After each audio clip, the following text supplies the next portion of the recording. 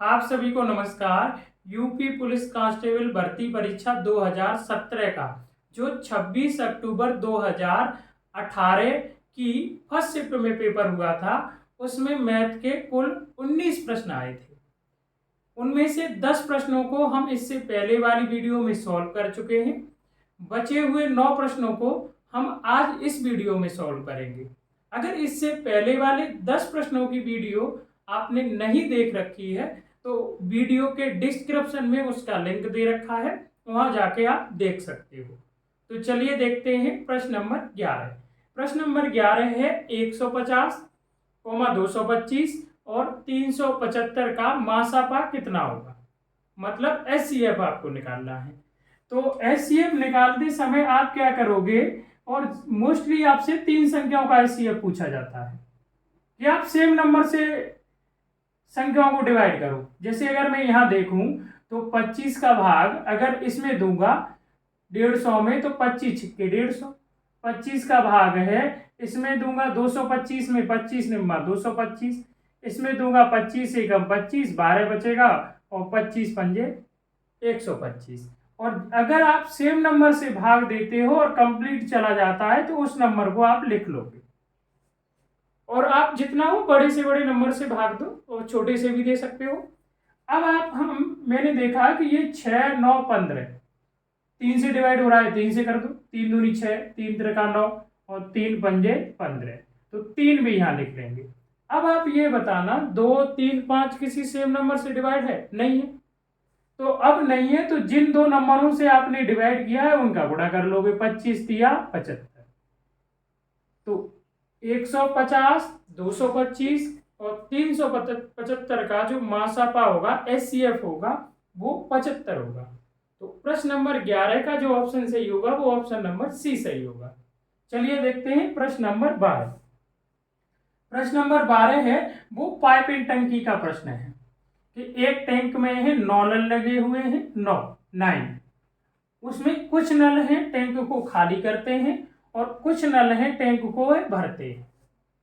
यदि प्रत्येक भरने वाला नल है वो टैंक को है 24 घंटे में भर सकता है, और प्रत्येक खाली करने वाला जो नल है वो टैंक को 18 घंटे में अकेले खाली कर सकता है। लेकिन यदि सभी नल एक साथ खोल दिए जाएं तो 9 घंटे में टैंक खाली हो जाता है। तो आपको ये बताना है खाली करने वाले नलों की संख्या कितनी है। तो पहले तो हम इनकी एफिशिएंसी क्षमताएं निकालें। भरने वाले नल हैं कुछ और कुछ खाली करने वाले नल हैं। भरने वाला नल है वो 24 घंटे में है पूरी टैंक को भर देता है, और खाली करने वाला नल है वो 18 घंटे में खाली कर देता है। तो टैंक की क्षमता क्या होगी इन दोनों के समय का लासा, तो वो लासा क्या हो जाएगा 72। 72 लीटर का टैंक है, ये 24 घंटे में भर देता है भरने वाला एक नल, तो 24 तिया 72, 1 घंटे में 3 लीटर पानी भरेगा। और ये 18 घंटे में खाली कर देता है, तो 18 चौके 72, 1 घंटे में 4 लीटर खाली करने वाला नल पानी खाली करेगा।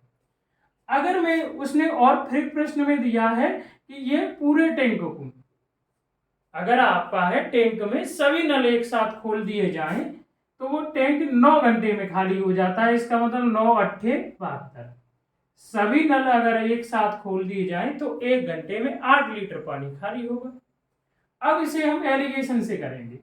एलिगेशन से करेंगे तो अगर भरने वाला नल है, मान लिया कि अगर सभी नल 9 नल हैं टैंक में, सभी 9 नल भरने वाले होते हैं, तो एक भरने वाला नल 3 लीटर पानी 1 घंटे में भर रहा है, तो 9 नल कितना 1 घंटे में पानी भरते? 9 तिया 27 लीटर पानी भर देते। यदि मैं अगर ये मानूं कि सभी 9 नल अगर खाली करने वाले होते तो एक नल है 1 घंटे में 4 लीटर पानी खाली करता है, तो 9 नल 1 घंटे में कितने लीटर पानी खाली करते? 9 चौके 36। लेकिन अगर सभी नल एक साथ खोल दिए जाएं तो टंकी में कितने लीटर पानी खाली हो रहा है? 8। इसे बीच में रख देंगे और क्रॉस घटा देंगे। 27 से आप है 8 घटाओगे तो ये माइनस माइनस प्लस हो जाएगा 35, और आप 8 से, ये बड़ा है और ये छोटा है, ये घटाओगे तो ये भी माइनस माइनस प्लस हो जाएगा तो ये कितना बचेगा 28।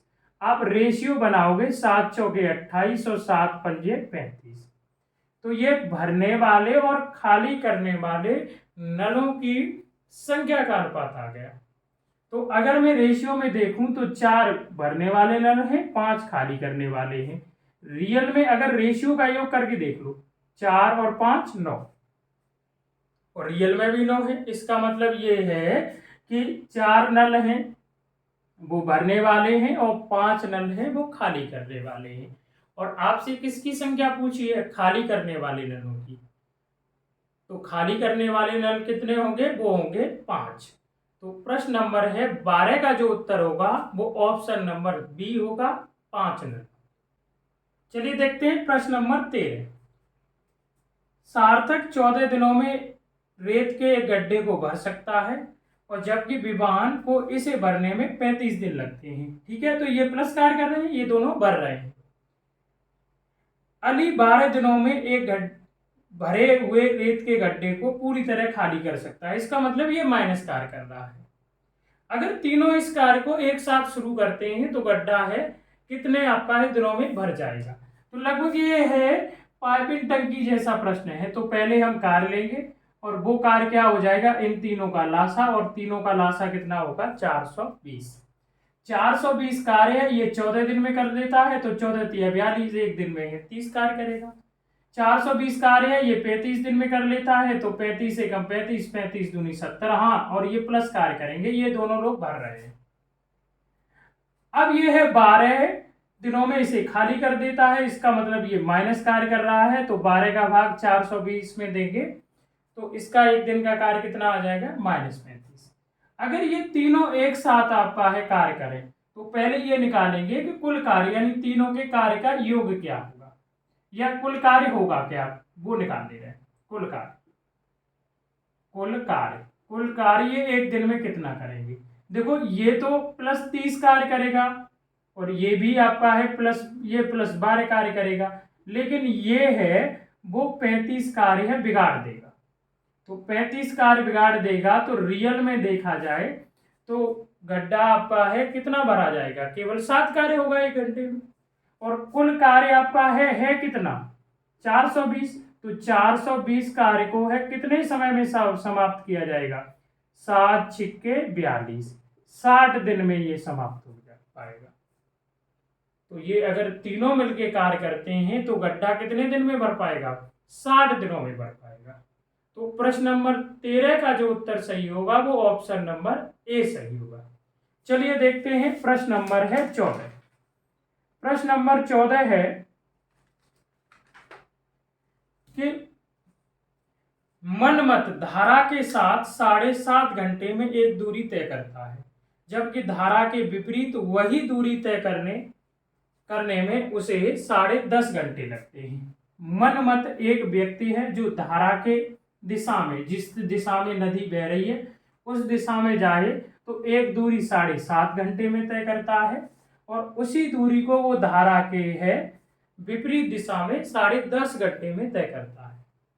शांत पानी में 2 तरफा यात्रा करने के लिए उसे कितने घंटे लगेंगे? यदि नदी का जल है वो शांत होता तो वो कितने घंटे में जाकर उसी दूरी को वापस आ जाएगा?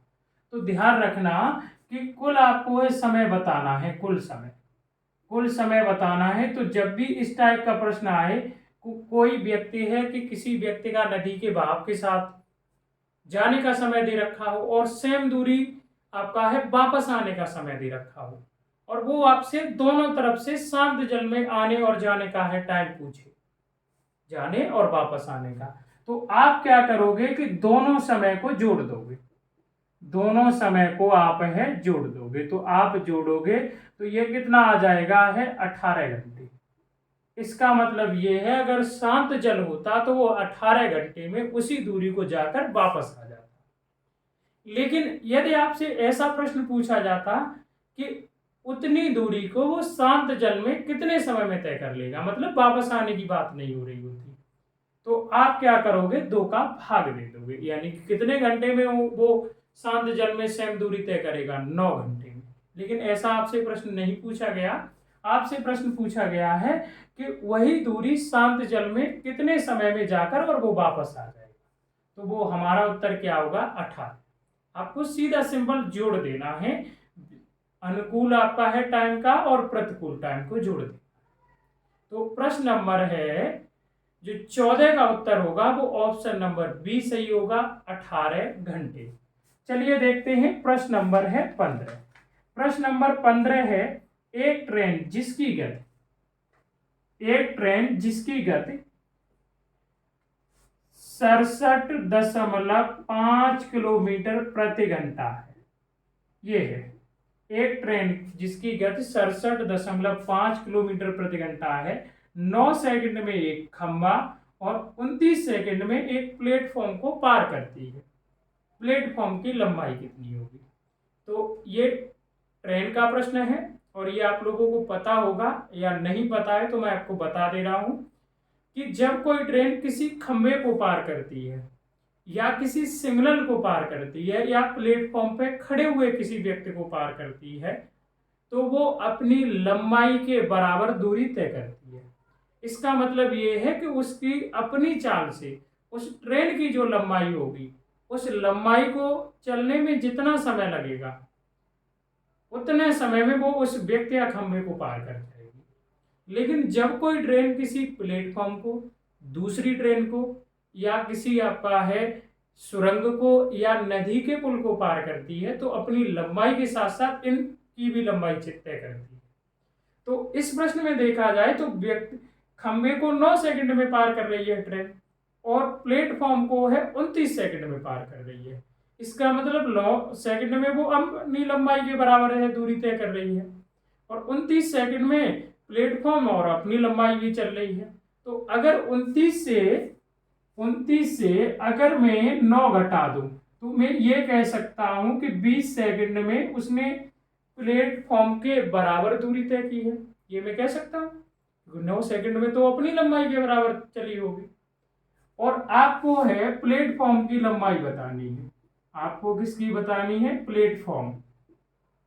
प्लेटफॉर्म की लंबाई बतानी है। तो प्लेटफॉर्म की तो लंबाई आप है निकालोगे तो वो हमें पता चल गया कि 20 सेकंड में है प्लेटफॉर्म की लंबाई के बराबर दूरी तय की है ट्रेन ने। और दूरी बराबर क्या होता है? चाल गुणा समय। लेकिन चाल ये किलोमीटर प्रति घंटा में मीटर प्रति सेकंड में चेंज करेंगे तो 5/18 का गुणा कर देंगे और समय कितना हो जाएगा? 20 सेकंड। अब आप सॉल्व कर लो। ये दशमलव आप हटाओगे तो 0 लग जाएगा, 0 से 0 कैंसिल। आप है 2 से डिवाइड करोगे तो ये 9 बार डिवाइड हो जाएगा और 9 से आप डिवाइड करोगे तो 9 7 63 और 9 पंजे 45 और 75 और आप 5 का गुणा करोगे तो वो निकल के आ जाएगा 375 मीटर। यानी कि प्लेटफॉर्म की जो लंबाई होगी वो कितनी होगी? 375 मीटर। सीधा हमने क्या किया कि जो खंबे को पार करने का समय था वो हटा दिया। अब जो बचा समय वो उतने समय में अपनी चाल से प्लेटफॉर्म की लंबाई चले और दूरी बराबर क्या होता है? चाल गुणा समय। तो प्रश्न नंबर 15 का जो उत्तर होगा वो ऑप्शन नंबर बी 375 मीटर। चलिए देखते हैं प्रश्न नंबर 16। प्रश्न नंबर 16 है वो बोर्ड मास का प्रश्न है। प्रश्न नंबर 16 है वो बोर्ड मास का प्रश्न है। तो हम उसे पहले लिख ले रहे हैं। 48 भाग, फिर बड़ा कोष्टक है, फिर उसके बाद है 35 माइनस, फिर उसके बाद है मझला कोष्टक है, फिर उसके बाद 30 माइनस, फिर छोटा कोष्टक है 31 माइनस 26 भाग 2 और गुणा 4। छोटा कोष्टक बंद और ये मझला कोष्टक बंद और ये बड़ा कोष्टक। तो बोर्ड मास का नियम क्या कहता है कि पहले हम छोटा कोष्टक सॉल्व करेंगे और उसमें भी पहले भाग। तो अगर यहां देखा जाए तो 2 का भाग आप दे दोगे 26 में तो कितने बार चला जाएगा? 13 बार। अब आप लिख लो 48 भाग बड़ा कोष्टक 35 30 माइनस। अब ये बताना 13 आ गया 2 का भाग देने पर 26 में और 13 का इसके साथ गुणा होगा क्योंकि भाग के बाद गुणा करते हैं। तो कितना हो जाएगा 13 चौके 52। कितना हो जाएगा 13 चौके 52। अब आप है इसे आगे सॉल्व करोगे तो आप ये बताना, सॉरी, ये माइनस का कितना बचेगा 21। माइनस का अगर इसे सॉल्व करेंगे तो माइनस का 21 बचेगा और माइनस माइनस क्या हो जाएगा प्लस, माइनस माइनस क्या हो जाएगा प्लस हो जाएगा, और प्लस हो जाएगा तो 48 भाग, और ये कितना होगा 51, और 51 और ये वो भी माइनस का, ये 51 हो जाएगा, वो भी क्या होगा माइनस का, 35 माइनस 51, और 51 होगा, मैं आगे सॉल्व कर दे रहा हूं 48 भाग। अब ये बताना कि माइनस का ये कितना बचेगा, माइनस का बचेगा 16, और 16 का आप भाग दोगे तो ये जो भाग चला जाएगा वो 3 बार, लेकिन वो माइनस रहेगा, 16 तिया 48। तो बोर्ड मास के प्रश्न में क्या है कि हम जो बोर्ड मास का नियम है वो याद रखना है कि पहले छोटा कोष्टक सॉल्व करना है, उसमें भी पहले क्या है भाग, फिर गुणा 13 चौके 52, और फिर मैंने इसे सॉल्व किया तो -21 आया, माइनस माइनस प्लस हो जाएगा। फिर मझला कोष्टक सॉल्व करते हैं, वो मैंने कर दिया, 51 हो गया, घटाया तो ये निकल के आया 16, और 16 का भाग 48 में देंगे 3 बार चला जाएगा, लेकिन वो भाज्य है वो माइनस का है तो भागफल भी माइनस रहेगा। तो प्रश्न नंबर है 16 का जो उत्तर होगा वो ऑप्शन नंबर बी सही होगा, -3। चलिए देखते हैं प्रश्न नंबर है 17। 17 सिंपल प्रश्न है, उसने केवल ऐड करवाया है संख्याओं को। चलो हम देख लेते हैं उसे भी।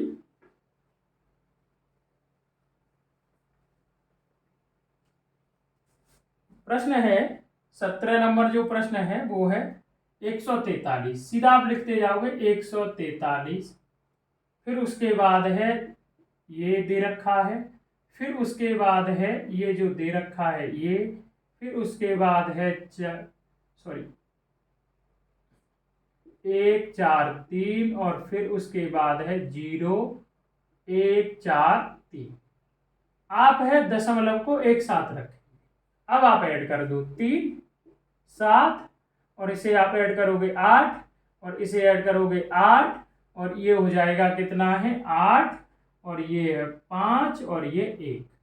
ये उत्तर निकल के आ जाएगा, सीधा आपको ऐड करना है। तो प्रश्न नंबर है 17 का जो उत्तर होगा वो ऑप्शन नंबर डी, 158.887। तो सिंपल एक ऐड था। चलिए देखते हैं प्रश्न नंबर है 18। प्रश्न नंबर 18 है 7/16 और 7/48 का योगफल कितना होगा। तो ये सिंपल सा ये भी प्रश्न है, 7/16 प्लस 7/48 का योग क्या होगा। तो आप क्या करोगे कि एलसीएम ले लोगे। एलसीएम कितना होगा 48, 16 तिया 48, 3 का गुणा करेंगे 21 हो जाएगा, ये 7 हो जाएगा, तो ये होगा 28/48। तो 4 का भाग देंगे, 4 सत्ते 28 और 12 चौके 48। तो इन दोनों का जो योग निकल के आ जाएगा वो कितना निकल के आ जाएगा 7/12। तो प्रश्न नंबर 18 का जो उत्तर होगा सही वो ऑप्शन नंबर सी सही होगा। एक सिंपल सा प्रश्न है। चलिए देखते हैं प्रश्न नंबर है 19। प्रश्न नंबर 19 है सबसे बड़ी 4 अंकों की संख्या क्या है। सबसे बड़ी 4 अंकों की संख्या क्या है जो 15, 25 और 35 में से प्रत्येक द्वारा विभाजित करने योग्य हो। तो ये प्रश्न ऑप्शन से बेस्ट रहेगा। पहला ऑप्शन है वो है 9975, दूसरा ऑप्शन है वो है 9925, और तीसरा ऑप्शन है वो 9875, और चौथा ऑप्शन है वो है 9825। ठीक है, तो इसका अगर बेसिक तरीका देखा जाए तो हम लासा लेंगे, फिर 900,999 भाग देंगे, शेष बचेगा उसे घटाएंगे, लेकिन हम डायरेक्ट करेंगे। ये बताना कि इन संख्याओं से इनमें से यही वही तो संख्या बतानी जो इन तीनों से डिवाइड हो जाए। तो हम डायरेक्ट चेक कर सकते हैं। देखो 25 का अगर भाग देंगे तो इसमें भी चला जाएगा, इसमें भी और इसमें भी, क्योंकि 25 का विभाज्यता का नियम है। चेक कर रहे हैं कि अगर इन सभी संख्याओं से इनमें जो ऑप्शन डिवाइड होगा वही सही होगा। तो 25 का विभाज्यता का नियम क्या है, अंतिम दो अंक। तो इन दो अंकों में भी 25 का भाग चला जाएगा, इसमें भी इसमें। ठीक है, तो 25 से तो ये चारों डिवाइड है। अब हम देख रहे हैं 15 से, लेकिन 15 का हमें विभाज्यता का नियम नहीं पता। तो 3 का तो पता है, देखो 3 से 15 डिवाइड है, छोटी संख्या ले लो, उस संख्या का फैक्टर ले लो। अब जो संख्या 3 से डिवाइड होगी वो 15 से होगी, यानी कि जो संख्या 3 से नहीं डिवाइड होगी वो 15 से कभी नहीं हो सकती है। चेक करो 3 का विभाज्यता का नियम क्या है। अब हमें ये चेक करना है इनमें 3 से कौन सी संख्या डिवाइड है, और 3 का विभाज्यता का नियम है अंकों का योग। तो जोड़ना 9 और 9 18, और ये है कितना हो जाएगा 7, 25 और 30। हाँ ये 3 से डिवाइड है, ये चेक कर लो। 9 और 9 18, और ये 20 25, ये नहीं आपका, इसका मतलब है डिवाइड 3 से नहीं हो रहा, ये नहीं होगा सही ऑप्शन। इसे आप चेक कर लो 17 17, और ये है 24 29, ये भी नहीं हो रहा। इसे अगर चेक करेंगे 17 17 और ये 19 24, हाँ ये 3 से डिवाइड हो रहा। तो आप फिर क्या देख लोगे 35, 35 का नियम नहीं पता है, तो आप 35 का नियम नहीं पता, लेकिन आपका 7 से तो पता है, 7 का नियम तो आपका पता है, या 7 का नियम नहीं पता तो आप डायरेक्ट भी दे सकते हो। यानी जो संख्या 7 से डिवाइड नहीं होगी वो 35 से कैसे हो सकती है। तो अब हमारा जो उत्तर इन दोनों में जो सही होगा वो वही सही होगा जिसमें 7 का भाग चला जाएगा, क्योंकि इसके फैक्टर कितने हो जाएंगे 5 और 7। 7 का भाग इसमें देना, 7 एकम 7, 2 बचेगा, 29 हो जाएगा, 7 चौके 28, 1 बचेगा, 7 दूनी 14, 7 पंजे 35। इसका मतलब ये 7 से डिवाइड है, क्या ये है, चेक कर लो, 7 एकम 7, 7 चौके 28, नहीं ये नहीं है डिवाइड। इसका मतलब जो हमारी 4 अंकों की बड़ी से बड़ी संख्या है वो 9900 है, 75 है, जो 15 25 और 35 से कंप्लीट डिवाइड है। तो आपको है वैसे एलसीएम या उस तरीके से करने की आवश्यकता नहीं है। प्रश्न नंबर 19 का जो उत्तर सही होगा वो ऑप्शन नंबर ए सही होगा। आपको अच्छे से प्रश्न समझ में आए होंगे। तो चलिए मिलते हैं अगली वीडियो में, धन्यवाद।